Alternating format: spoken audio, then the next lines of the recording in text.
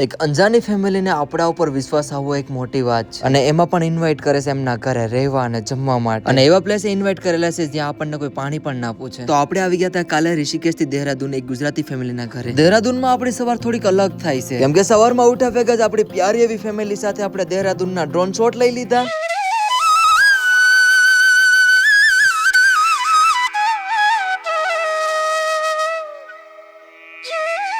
અને પછી અમારી આ લાડલી ઢીંગલીના થોડાક ઉટપટાંગ કામ પણ જોઈ લીધા. અને હજી છે ને અમારા ટ્રાવેલિંગમાં જાજો એવો સામાન લેવાનો છે એટલે અમે રુદ્રભાઈને સ્પેશિયલ લઈને નીકળી ગયા દેહરાદૂનના ડિકેથલોનમાં. અને અમારી પાસે સમય ઓછો હતો ને સામાન જાજો લેવાનો હતો એટલે ફટાફટ અમે સામાન લઈ લીધો અને પછી ફડાવી લીધો આપણી જાતેથી મોટું બધી બિલ. અને ત્યાંથી અમે ચેકિંગ કરાવીને ફટાફટ આવી ગયા બીજા મોલે કેમ કે ત્યાંથી પણ અમારે જાજી બધી શોપિંગ કરવાની હતી. અને પેલા તો આવી ગયા આપણે આઈફોન ના સ્ટોરે કેમ કે આઈફોન 17 જોવાનો હતો અને આઈફોન 17 નું ઝૂમ જોઈને તો હું થોડોક વિચારમાં પડી ગયો હતો. અને ત્યાંથી પણ જાજી બધી ખરીદી કરીને આવી ગયા અમે સીધા ઘરે. અને ઘરે પોગીને પેલા તો છોકરા સાથે જાજી બધી વાતો કરી અને પેટ ભરીને જમવાનું પણ જમી લીધું. અને હજી પણ અમારો થોડોક ટ્રાવેલનો સામાન રહી ગયો હતો એટલે ફાઇનલી બેનને લઈને નીકળી ગયા અમે પાછા શોપિંગ કરવા માટે. અને ત્યાંથી પણ અમે જાજો બધી સામાન લઈ લીધો. અને ફેમિલી આ ટ્રાવેલ લાઈફમાંથી મેં બહુ બધી શીખેલું છે રેન્ડમ ફેમિલી સાથે રહેવું કેમ, ખાવું કેમ, અને મેન તો એ લોકો આપણી પર વિશ્વાસ કરે છે. મારી પાસે વર્ડ્સ નથી વસ્તુ સમજાવવા માટે. બાકી આપણે જે યુટ્યુબ ચેનલની ઉપર લિંક આવે છે એમાં ફૂલ બ્લોગ આવી જશે, જલ્દીથી જઈને જોઈ આવજો. બાકી આનાથી પણ બહુ બધી મસ્ત મજાની ટ્રીપ આવવાની છે. અને હા, આપણે ક્યાં જવાના છે એ પણ તમને જલ્દીથી ખબર પડી જશે.